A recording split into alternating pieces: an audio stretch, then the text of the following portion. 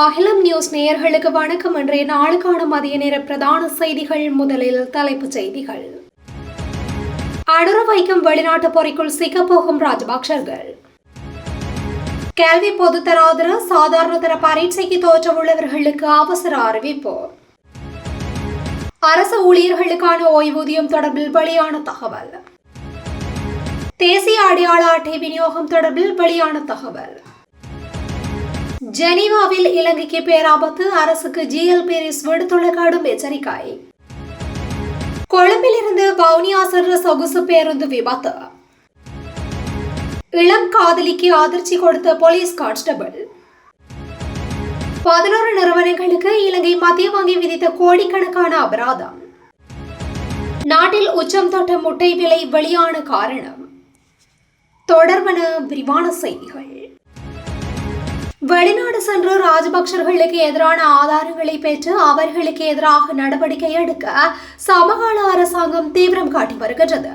இலங்கை அரசுக்கு சொந்தமான பல மில்லியன் டாலர் பெறுமதியான பணம் வெளிநாடுகளில் பல்வேறு பினாமி பெயர்களில் ராஜபக்சர்கள் வைத்திருப்பதாக குற்றச்சாட்டுகள் ஏற்கனவே எழுந்துள்ளன. இது குறித்து தீவிர விசாரணைகளை சமகால அரசாங்கம் மேற்கொண்டு வருவதுடன் அதனை நாட்டுக்கு கொண்டு வர முயற்சிகள் மேற்கொள்ளப்படுகின்றது. பிரித்தானியா, துபாய் உள்ளிட்ட பல நாடுகளில் ராஜபக்சர்களுக்கு சொந்தமான பெருமளவு சொத்துக்கள் உள்ளதாக குற்றம் சாட்டப்படுகின்றது. இவ்வாறான நிலையில் உகண்டாவில் தாம் பெருந்தொகை டாலர்களை பதுக்கியுள்ளதாக எடுத்துள்ள குற்றச்சாட்டுகளை முடிந்தால் நிரூபித்து காட்டுமாறு நாடாளுமன்ற உறுப்பினர் நாமல் ராஜபக்ஷ சவால் விட்டிருந்தமை குறிப்பிடத்தக்கது.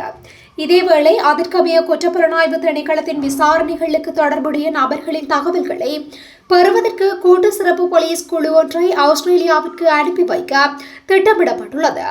2013ஆம் ஆண்டில் ஸ்ரீலங்கா நியாபஸ் நிறுவனத்திற்கான 10 விமானங்கள் கொள்வனவு செய்யப்பட்டது.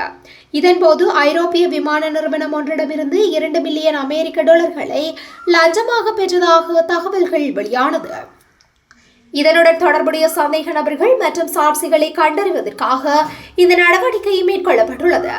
ஏர்பஸ் லஞ்ச பரிவர்த்தனையின் பண பரிமாற்றம் செய்யப்பட்டதாக கூறப்படும் கணக்கின் உரிமையாளரான ஆஸ்திரேலியாவில் வசிக்கும் சந்தேக நபர்கள் மற்றும் சாட்சிகளிடமிருந்து வாக்குமூலங்களை பதிவு செய்ய திட்டமிடப்பட்டுள்ளது. 2026ஆம் ஆண்டுக்கான கல்வி பொதுத்தராதர சாதாரண தர பரீட்சைக்கு தோற்றவுள்ளவர்களுக்கு விசேட அறிவிப்பொன்றை பரீட்சைகள் திணைக்களம் வழங்கியுள்ளது. அதன்படி பரீட்சைக்கு விண்ணப்பிக்கும் காலம் எதிர்வரும் 23ஆம் தேதியுடன் நிறைவடைவதாக பரீட்சைகள் திணைக்களம் அறிவித்துள்ளது. தேசிய அடையாள அட்டை இல்லாமை ஒரு தடையாக இருக்காது என்பதால் அனைத்து விண்ணப்பதாரர்களும் அதற்கு முன்பு விண்ணப்பிக்குமாறு திணைக்களம் கேட்டுக்கொண்டுள்ளது. விண்ணப்பதாரர்கள் பரீட்சை அறிவுறுத்தலில் வழங்கப்பட்டுள்ள அறிவுறுத்தல்களின்படி விண்ணப்பங்களை சமர்ப்பிக்க வேண்டும் என தெரிவிக்கப்பட்டுள்ளது. எந்த காரணம் கொண்டும் விண்ணப்பங்களை ஏற்றுக்கொள்ளும் இறுதி திகதி நீடிக்கப்பட மாட்டாது என்றும் பரீட்சைகள் திணைக்களம் திட்டவட்டமாக வலியுறுத்தியுள்ளது. இது தொடர்பான மேலதிக விசாரணைகள் அல்லது சந்தேகங்களுக்கு 1911 என்ற துரித சேவை இலக்கம் மற்றும் 0112784537 அத்துடன் 0112786616 மற்றும் 0112784208 ஆகிய தொலைபேசி இலக்கங்கள் அல்லது 0112784422 என்ற தொலைநகல் இலக்கமூடாக தகவல்களை பெற்றுக்கொள்ள முடியும் என பரீட்சைகள் திணைக்களம் மேலும் வலியுறுத்தியுள்ளது. 2019 ஜனவரி 1 அல்லது அதற்கு முன்பு ஓய்வு பெற்ற 1,92,641 அரசு அதிகாரிகளுக்கான திருத்தப்பட்ட ஓய்வூதிய பலன்கள் தற்போது முழுமையாக வழங்கப்பட்டுள்ளதாக ஓய்வூதிய திணைக்களத்தின் பணிப்பாளர் நாயகம் சமித கெட்டியாராச்சி தெரிவித்துள்ளார். இந்த திட்டத்தின் கீழ் 2019 ஜனவரி 1 அல்லது அதற்கு முன்பு ஓய்வு பெற்ற அனைத்து அரசு ஊழியர்களின் ஓய்வூதியங்களை மறுசீரமைக்கும் நடவடிக்கை 2026 ஜூலை 1ஆம் தேதி ஆரம்பிக்கப்பட்டது. அதன் முக்கிய கட்டமாக 2026 ஜூலை 10ஆம் தேதி அன்று இடம்பெற்ற ஓய்வூதிய கொடுப்பனவு நாளுக்குள் தகுதி பெற்ற 1,92,641 ஓய்வூதியதாரர்களுக்கு திருத்தப்பட்ட ஓய்வூதிய தொகைகளை வெற்றிகரமாக வழங்கி முடித்துள்ளதாக ஓய்வூதிய திணைக்களம் தெரிவித்துள்ளது. இன்னும் திருத்தப்பட்ட பலன்களை பெற வேண்டியுள்ள ஏனைய தகுதியுடைய ஓய்வூதியதாரர்களுக்கான நடவடிக்கைகளும் தற்போது விரைவாகவும் தொடர்ச்சியாகவும் முன்னெடுக்கப்பட்டு வருவதாக பணிப்பாளர் நாயகம் குறிப்பிட்டுள்ளார். கடந்த ஒரு வருட காலத்தில் தபால்கள் மூலம் ஆட்பதிவு திணைக்களத்திற்கு திருப்பி அனுப்பப்பட்டுள்ள தேசிய அடையாள அட்டைகளின் எண்ணிக்கை சுமார் 3800 என தேசிய கணக்காய்வு அலுவலகம் வெளிப்படுத்தியுள்ளது. குறித்த தொகையில் 2433 அடையாள அட்டைகள் 2005ஆம் ஆண்டில் பிறந்த பாடசாலை விண்ணப்பதாரர்களுக்கு சொந்தமானவையாகும். இது சதவிகித அடிப்படையில் 64%. குறித்த விண்ணப்பதாரர்கள் 2005ஆம் ஆண்டில் பிறந்திருந்த போதிலும் அவர்கள் 2020ஆம் ஆண்டிலேயே விண்ணப்பங்களை சமர்ப்பித்துள்ளனர். தேசிய அடையாள அட்டையை வழங்குவதற்கு திணைக்களம் 4 வருட காலத்தை எடுத்துக் கொண்டுள்ளது. அந்த காலப்பகுதியில் விண்ணப்பதாரரின் தனிப்பட்ட முகவரி மாறியமை, விண்ணப்பதாரர் வெளிநாடு சென்றமை, உயிரிழந்தமை மற்றும் முகவரிகள் பிழையாக குறிக்கப்பட்டிருந்தமை போன்ற காரணங்களால் அடையாள அட்டைகள் இவ்வாறு திருப்பி அனுப்பப்பட்டுள்ளன. தேசிய அடையாள அட்டை அச்சிடும் போது ஏற்பட்ட பிழைகள் மற்றும் புதிய அடையாள அட்டைகளை வழங்கும் போது பழைய அடையாள அட்டைகளை மீள பெற்றுக் கொள்ளப்படுகின்றது. இந்த சந்தர்ப்பங்களில் சேகரிக்கப்பட்ட அடையாள அட்டைகளின் மொத்த எண்ணிக்கை கடந்த ஆண்டளவில் 6 லட்சத்தை நெருங்கியுள்ளதாக தேசிய கணக்காய்வு அலுவலகம் வெளிப்படுத்தியுள்ளது. இவ்வாறு சேரும் அடையாள அட்டைகளை அளிப்பதற்கான முறையான செயற்திறன் மிக்க பொறிமுறை திணைக்களத்திடம் இல்லை எனவும் தேசிய கணக்காய்வு அலுவலகம் மேலும் தெரிவித்துள்ளது. உயர் நீதிமன்றம் மற்றும் மேன்முறையீட்டு நீதிமன்றங்களில் உள்ள வெற்றிடங்களை நிரப்பாமல் நீதியரசர்களின் பதவிக்காலத்தை நீட்டிக்க அவசரப்படும் அரசின் போக்கு இலங்கையின் நீதித்துறை மீதான சர்வதேச நம்பிக்கையை சீர்குலைத்து ஜெனீவாவில் பெரும் பாதிப்பை ஏற்படுத்தும் என்று முன்னாள் வெளிவிவகார அமைச்சர் பேராசிரியர் GL பீரிஸ் தெரிவித்துள்ளார். முன்னாள் ஜனாதிபதி ரணில் விக்ரமசிங்கவின் அரசியல் காரியாலயத்தில் நேற்று நடைபெற்ற செய்தியாளர் சந்திப்பிலேயே அவர் இதனை தெரிவித்துள்ளார். அவர் மேலும் கூறுகையில், எந்தவொரு ஜனநாயக நாடும் இத்தகைய அரசமைப்பு சீர்திருத்தங்களை செய்வதற்கு முன்பு பொதுமக்களின் கருத்தை கோரும். ஐக்கிய ராஜ்யத்தில் இத்தகைய ஒரு விடயத்திற்காக 18 மாத காலத்திற்குள் 1200 கருத்துக்கள் பெறப்பட்டன. ஆனால் எமது நாட்டில் அரசு எதுவித வெளிப்படைத்தன்மையுமின்றி இதனை செய்கின்றது. வழக்குகள் தேங்கி கிடப்பதாக கூறி பதவிக்கால நீடிப்பை கோரும் அரசு உயர்நீதிமன்றம் மற்றும் மேன்முறையீட்டு நீதிமன்றங்களில் உள்ள 4 வீதம் வெற்றிடங்களை ஏன் நிரப்பவில்லை? இந்த வெற்றிடங்களை நிரப்பாமல் வைத்திருப்பதன் மூலம் நீதித்துறை மீதான நம்பகத்தன்மையை அரசே குலைக்கின்றது. ஐநா மனித உரிமைகள் பேரவை இலங்கை குறித்து விசேட விசாரணை பொறிமுறையை உருவாக்கியுள்ள நிலையில் உள்நாட்டு நீதித்துறை வலுவாக இருப்பதே நாட்டுக்கு பலம். ஆனால் இன்று நீதித்துறை அப்பட்டமாக அரசியலாக்கப்படுவதால் அது சர்வதேச மட்டத்தில் நாட்டின் நற்பெயருக்கு பெரும் பாதிப்பை ஏற்படுத்தும் என அவர் மேலும் தெரிவித்துள்ளார்.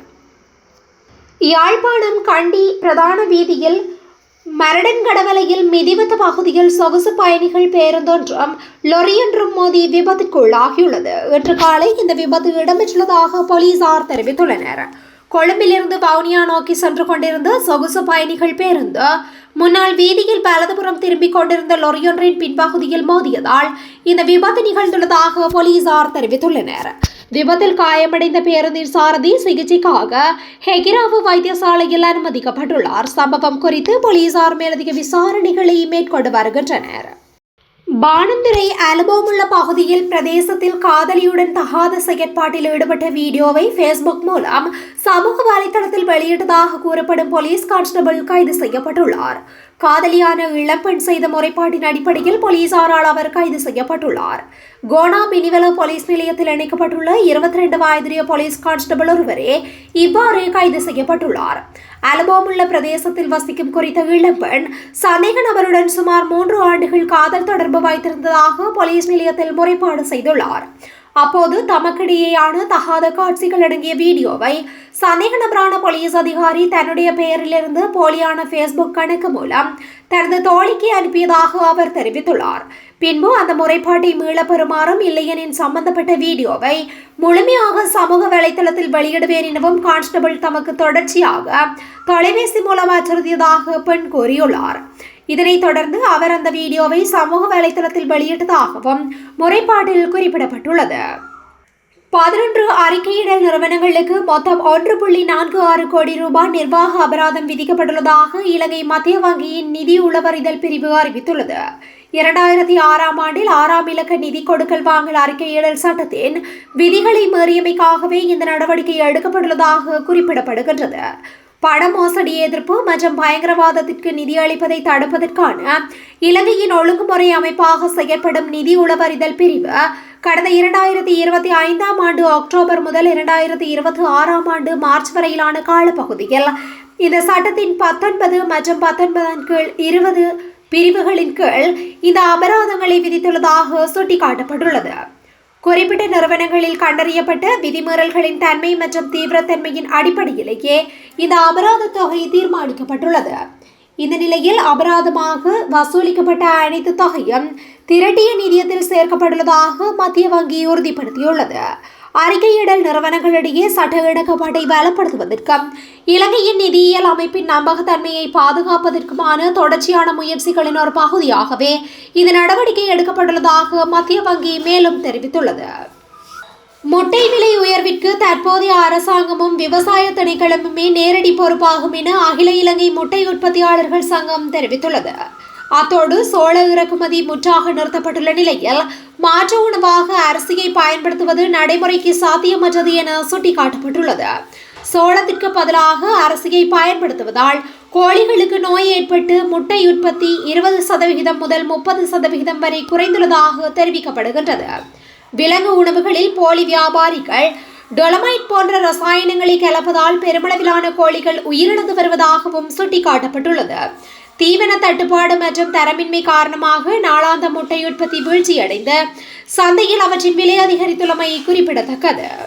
இத்துடன் இன்றைய நாளுக்கான மதிய நேர பிரதான செய்திகள் நிறைவடைகின்றன. தொடர்ந்தும் இதுபோன்ற செய்திகளை உடனுக்குடன் அறிந்து கொள்ள அகிலம் நியூஸுடன் இணைந்திருங்கள். நன்றி, வணக்கம்.